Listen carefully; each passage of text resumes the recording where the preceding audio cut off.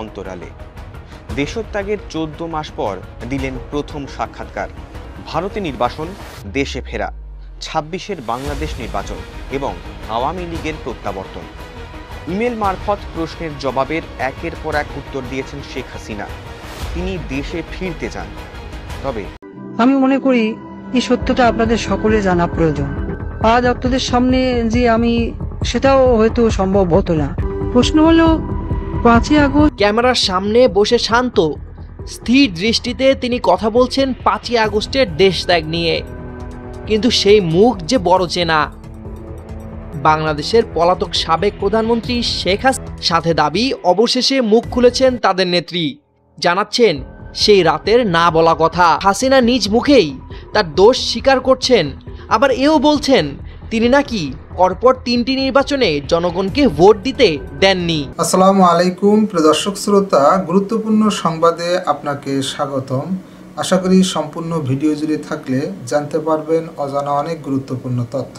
শুরুতে আপনারা যে খণ্ডিত অংশ দেখেছেন তার বিশ্লেষণ জানতে পারবেন। চলুন ভিডিওতে বিস্তারিত দেখে আসি।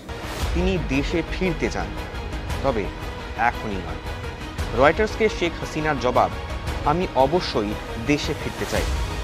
যতদিন দেশে বৈধ সরকার থাকবে, সাংবিধানিক ব্যবস্থা এবং আইনের শাসন থাকবে, ততদিন দেশে ফিরতে চাইব। নতুন করে কোনো ডামাডোল তৈরি না হলে আগামী ফেব্রুয়ারিতে বাংলাদেশে নির্বাচন।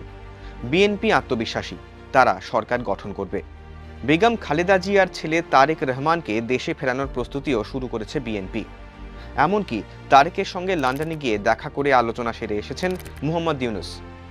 আওয়ামী লীগ নির্বাচনে লড়বে না। মে মাসে শেখ মুজিবের দলের সব রকম রাজনৈতিক কর্মকাণ্ডের উপর নিষেধাজ্ঞা জারি করেছে নির্বাচন কমিশন। সমর্থকদের উদ্দেশ্যে হাসিনার বার্তা, আওয়ামী লীগকে নিষিদ্ধ করার সিদ্ধান্ত কেবল অন্যায্যই নয়, আত্মঘাতীয়।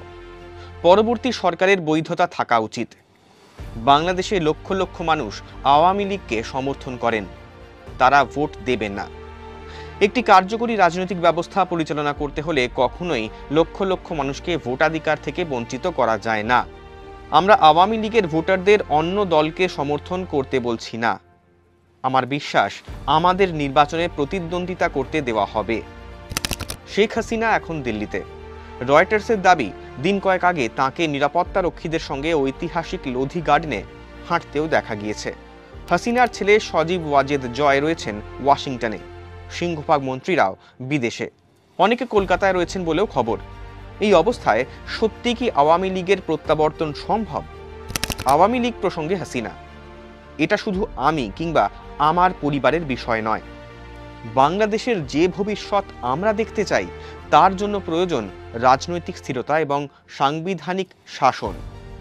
কোনো একজন ব্যক্তি বা কোনো একটি পরিবার বাংলাদেশের ভবিষ্যৎ সুনিশ্চিত করতে পারবে না। সরকারে থেকে কিংবা বিরোধী হয়েও বাংলাদেশের ভবিষ্যতের জন্য আওয়ামী লীগ ফিরবে। জাতিসংঘের রিপোর্ট অনুযায়ী জুলাই গণ অভ্যুত্থানে বাংলাদেশে কম করে 1400 মানুষ খুন হয়েছেন। বেশিরভাগের মৃত্যু হয়েছে নিরাপত্তা রক্ষীদের গুলিতে। 1971-এর মুক্তিযুদ্ধের পর যা বাংলাদেশের সবচেয়ে কুখ্যাত হিংসার ঘটনা। ছাত্রদের উপর গুলি এবং মানবতা বিরোধী অপরাধের তদন্ত শুরু হয়েছে। আন্তর্জাতিক ট্রাইব্যুনালে চলছে শুনানি। নভেম্বরে রায় ঘোষণার সম্ভাবনা। তার আগে রয়টার্সকে দেওয়া সাক্ষাৎকারে সব অভিযোগ অস্বীকার করলেন শেখ হাসিনা।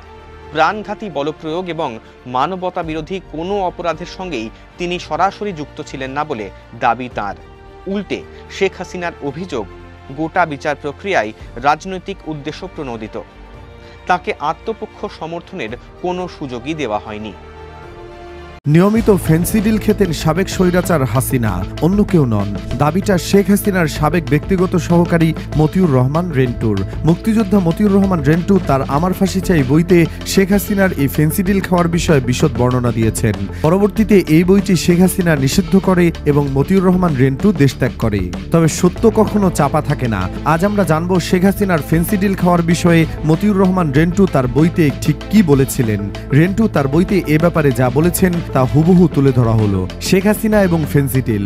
শেখ মুজিব কন্যা হাসিনা অবশ্য এর আগে কখনো ফেন্সিডিল খেতেন না। 91 সালে নির্বাচনে হেরে যেয়ে বিরোধী নেত্রী হিসেবে 29 নং মিন্টো রোডের সরকারি বাসায় ওঠার পর থেকেই সর্দি কাশি লেগেই থাকতো, ঘুম হতো না, নাক দিয়ে সবসময় পানি ঝরতো, মাথা ব্যথা করতো, টেনশনে ঘুম হতো না। বিশেষ করে বক্তৃতা দেওয়ার সময় গলা ভেঙে যেত।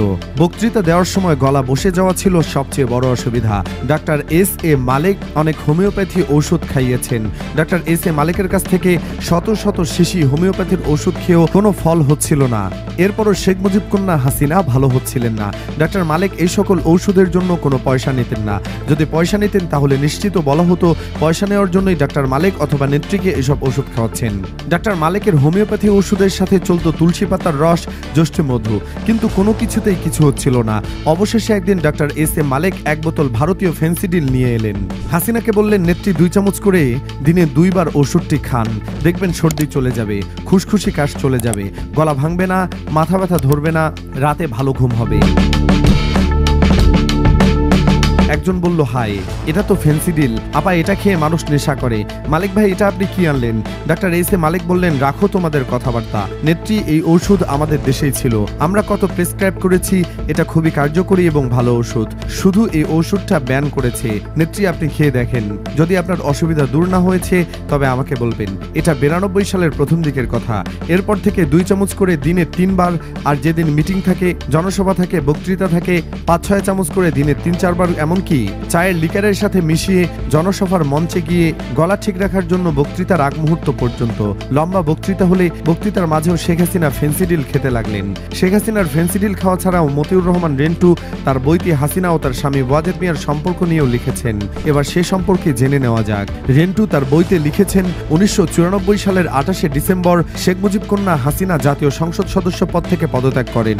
29 নম্বর রোডের সরকারি বাসা ত্যাগ করে ধানমন্ডি 5 নম্বর রোডের 6 নম্বর বাড়িতে ওঠেন। ধানমন্ডি 5 নম্বর রোডের 54 নম্বর বাড়ি প্রথম ও দ্বিতীয় তলায় শেখ হাসিনার পরিপালিত স্বামী ডক্টর ওয়াজেদ মিয়া থাকতেন, আর তৃতীয় তলায় বসবাস করতেন শেখ হাসিনার নিজস্ব মা বাবা। শেখ হাসিনার অবস্থানও ছিল ওই তলায়। স্বামী বৈরাগ্যপ্রবণ ও ওয়াজেদ মিয়ার সঙ্গে শেখ হাসিনার সম্পর্ক তখন তৃতীয় তলায় কাটানোর প্রয়াস ছিল। শেখ হাসিনার কাছে ধারের চেয়ে ভাড়াটিয়া ভাবটি বেশি ফুটিয়ে তুলত ডক্টর ওয়াজেদ মিয়ার চেহারা। এক কথায় বলতে গেলে শেখ হাসিনা ও ডক্টর ওয়াজেদ মিয়ার অবস্থা, এই বাড়িতে ডক্টর ওয়াজেদ মিয়া আর শেখ হাসিনা এককালে এক কাটরা রাতে কাটাননি। পুরো এই বাড়িতে কেন, 1981 সালের 17ই মে শেখ হাসিনা বাংলাদেশে ফিরে আসার পর থেকে 1997 সালের ফেব্রুয়ারি পর্যন্ত এই 16-17 বছর বয়সের সঙ্গে স্বামী স্ত্রী হিসাবে রাত কাটাবার উপযুক্ত কথা ওই বাড়িতে কখনো ঘটেনি। 1981 সালের 17ই মে বাংলাদেশ আসার পর মাত্র কিছুদিন শেখ হাসিনা ওয়াজেদ মিয়ার মহাখালীর সরকারি কোয়ার্টারে ছিলেন। শেখ হাসিনার তখনও নিজস্ব কোনো বাসস্থান ছিল না। ডক্টর ওয়াজেদ মিয়া তার কোয়ার্টারে শেখ হাসিনাকে রাখেন। 2 দিন পর শেখ হাসিনা তার কোয়ার্টার ছেড়ে সরকারি রেস্ট হাউসে থাকেন। শেখ মুজিব কন্যা হাসিনা ধানমন্ডি 32 নম্বর রোডে পিতৃবাস বঙ্গবন্ধু ভবনে চলে আসেন। বঙ্গবন্ধু ভবন থেকে বেরিয়ে পাশের মেইন রোডের 29 নম্বর রোডের সরকারি বাসায় ওঠেন। তখন শেখ হাসিনা ওই বাসায় একা ছিলেন। ডক্টর ওয়াজেদ মিয়া ধানমন্ডির 5 নম্বর রোডের 54 নম্বর বাড়িতে ওঠার আগে শেখ হাসিনাকে ভাড়াটিয়া হিসেবে ধানমন্ডি 5 নম্বর রোডের 54 নম্বর বাড়িতে ভাড়াটিয়া তোলার পর তার বঙ্গবন্ধু কন্যা শেখ হাসিনা ওই বাড়িতে আসা যাওয়া প্রায় বন্ধ হয়ে যায়। এই বাড়ি থেকে শেখ হাসিনার আসা যাওয়া নির্ভর করত তার রাজনৈতিক প্রয়োজনে। শেখ হাসিনার জন্য ডক্টর ওয়াজেদ মিয়া একটি পৃথক কোয়ার্টার ঠিক করে নেন। শেখ হাসিনা তখন ধানমন্ডি 32 নম্বর রোডে বঙ্গবন্ধু ভবন থেকে তার রাজনৈতিক কর্মকাণ্ড পরিচালনা করতেন। বঙ্গবন্ধু ভবন থেকে তার গমনাগমন 54 নম্বর রোডের 54 নম্বর বাড়িতে বন্ধই বলা যায়। 1984 সালের 28শে ডিসেম্বর শেখ হাসিনা ধানমন্ডি 5 নম্বর রোডের 54 নম্বর বাড়িতে ভাড়াটিয়া হিসেবে ওঠার পর শেখ হাসিনা আর ডক্টর ওয়াজেদ মিয়ার মধ্যে স্বামী স্ত্রীর সম্পর্কের কোনো চিহ্ন পাওয়া যায়নি। শেখ হাসিনা ও ডক্টর ওয়াজেদ মিয়ার জীবনের এই 16-17 বছরের মধ্যে শেখ হাসিনা আর ডক্টর ওয়াজেদ মিয়া একসাথে রাত কাটাননি। তবে হঠাৎ ছটফটের মধ্যে কদাচিৎ উপলক্ষের মতো ডক্টর ওয়াজেদ মিয়া এসে হাজির হতেন, কিন্তু তিনি শেখ হাসিনার পক্ষ থেকে কোনো প্রকার আদর আপ্যায়ন পেতেন না। এমনকি সাধারণ সৌজন্যবোধ শেখ হাসিনা ডক্টর ওয়াজেদ মিয়ার প্রতি দেখাতেন না। শেখ মুজিবকে হত্যা করায় সেনাবাহিনীর প্রতিও তার আক্রোশ আছে। 3রা মে 1984 সালের এক পরন্ত বিকেলে গল্প করছেন শেখ হাসিনা এবং কয়েকজন। গল্পে গল্পে 71-এর মুক্তিযুদ্ধ ও পাকিস্তানি সেনাবাহিনীর প্রসঙ্গ উঠলে 1971-এর মুক্তিযুদ্ধের মধ্য দিয়ে গড়ে ওঠা আমাদের সেনাবাহিনীর কথা। এরপর শেখ হাসিনা বাংলাদেশ সেনাবাহিনী সম্পর্কে বলেন, এটা একটা সেনাবাহিনী হলো, এটা একটা বর্বর নরপিশাচ, উশৃঙ্খল, লোভী বেয়াদব বাহিনী। এই বাহিনীর আনুগত্য নেই, শৃঙ্খলা নেই, মানবিকতা নেই, নেই দেশপ্রেম। এটা একটা দেশদ্রোহী অসভ্য হায়নার বাহিনী। তোমরা পাকিস্তান সেনাবাহিনীর কথা বলো, সারা বিশ্বে পাকিস্তান সেনাবাহিনীর মতো এত ভদ্র, নম্র, সভ্য, বিনয়ী এবং আনুগত্যশীল বাহিনী খুঁজে পাওয়া যাবে না। পাকিস্তান সেনাবাহিনীর মানবিকতা বোধের কোনো তুলনা চলে না। কি অসম্ভব সভ্য আর নম্র তারা। 25শে মার্চ রাতে পাকিস্তানি আর্মি এলো, এসে আব্বাকে স্যালুট করলো, মাকেও স্যালুট করলো, আমাকেও স্যালুট করলো। স্যালুট করে তারা বলল, স্যার আমরা এসেছি শুধু আপনাদের নিরাপত্তা দেওয়ার জন্য, অন্য কিছুর জন্য নয়। আপনারা যখন খুশি যেখানে খুশি যেতে পারবেন, যে কেউ আপনার এখানে আসতে পারবে। আমরা শুধু আপনাদের নিরাপত্তা নিশ্চিত করব। আপনারা বাইরে গেলে আপনাদের নিরাপত্তার জন্য আমরা আপনাদের সাথে যাব। কেউ আপনাদের এখানে এলে আমরা তাকে ভালোভাবে তল্লাশি করে তারপর তাকে এখানে ঢুকতে দেব। এইসব করা হবে আপনাদের নিরাপত্তার জন্য। সত্যি পাকিস্তানি সেনাবাহিনী যা করেছে তা সম্পূর্ণ আমাদের নিরাপত্তার জন্য করেছে। 25শে মার্চ দুপুরে আব্বাকে যখন পাকিস্তানি বাহিনী নিয়ে যায়, তখন জেনারেল টিক্কা খান নিজে এসে আব্বাকে এবং মাকে স্যালুট দিয়ে আদবের সাথে দাঁড়িয়ে বলে, স্যার প্রেসিডেন্ট ইয়াহিয়া খান আলোচনার জন্য নিয়ে যেতে বলেছেন, আমি আপনাকে নিয়ে যেতে এসেছি। আপনাকে নেওয়ার জন্য বিশেষ বিমান তৈরি, আপনি তৈরি হয়ে নেন এবং আপনি ইচ্ছে করলে ম্যাডাম বা বেগম মুজিব সহ কাউকে সঙ্গে নিতে পারেন। আব্বা মার সাথে আলোচনা করে একাই গেলেন। পাকিস্তান আর্মি যতদিন ডিউটি করেছে এসেই প্রথমে স্যালুট দিয়েছে। শুধু তাই নয়, আমার দাদির সামান্য জ্বর হলে পাকিস্তানিরা হেলিকপ্টারে করে টুঙ্গিপাড়া থেকে ঢাকা পিজি হাসপাতালে চিকিৎসা করিয়েছে। জয় তখন আমার পেটে, আমাকে প্রতি সপ্তাহে সিএমএইচে নিয়ে ওরা চেক আপ করাতো। জয় হওয়ার 1 মাস আগে আমাকে সিএমএইচে ভর্তি করিয়েছে। 1971 সালে জন্ম হওয়ার পর পাকিস্তান আর্মিরা খুশিতে মিষ্টি বাটোয়ারা করেছে এবং জয় হওয়ার সমস্ত খরচ পাকিস্তান আর্মি বহন করেছে। আমরা যেখানে খুশি যেতে পারতাম। পাকিস্তানিরা 2টি জিপে করে আমাদের সাথে যেত, নিরাপত্তার জন্য আমাদের পাহারা দিত।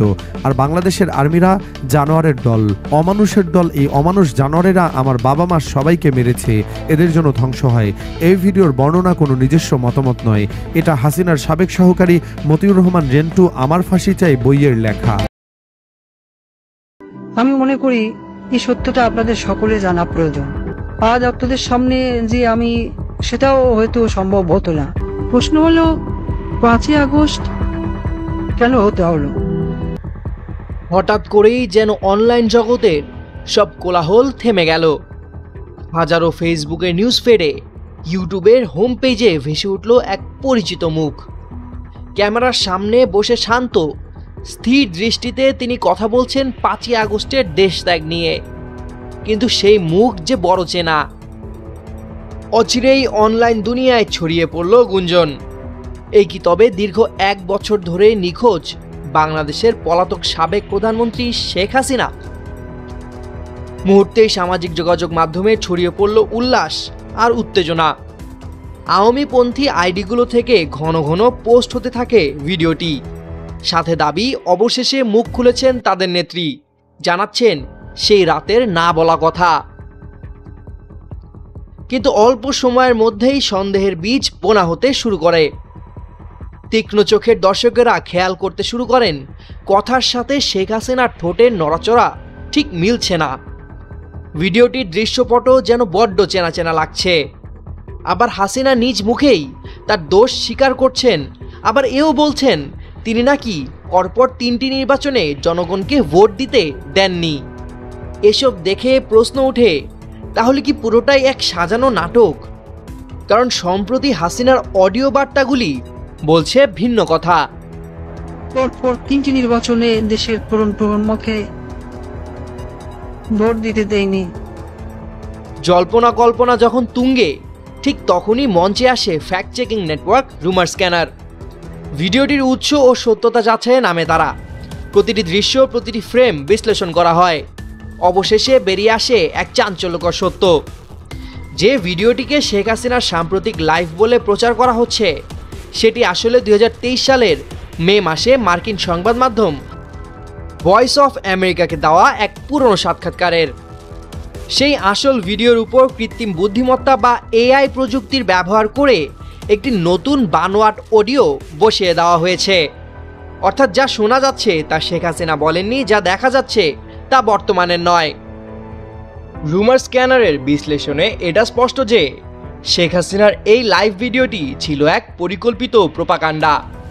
কিন্তু প্রশ্ন থেকে যায়, এমন একটি ভিত্তিহীন গুজব ছড়ানোর পেছনে উদ্দেশ্যটা কি? রাজনৈতিক বিশ্লেষকরা মনে করেন এটি আওয়ামী লীগের পক্ষ থেকে তাদের ছত্রভঙ্গ হয়ে যাওয়া কর্মীদের মনোবল চাঙ্গা করার এক মরিয়া প্রচেষ্টা। যেভাবে সজীব ওয়াজেদ জয়ের গ্রেফতারের ভুয়া খবর ছড়িয়ে উত্তেজনা তৈরি করা হয়েছিল, ঠিক সেভাবেই শেখ হাসিনার ভুয়া ভিডিও দিয়ে তারা প্রমাণ করতে চেয়েছিল যে তাদের নেত্রী এখনও সক্রিয় এবং শিগগিরই ফিরে আসবেন। তো দর্শক শ্রোতা, এই বিষয়ে আপনার মন্তব্য কমেন্ট বক্সে আপনার লিখতে পারেন। কমেন্ট বক্সে আপনার গুরুত্বপূর্ণ মন্তব্য।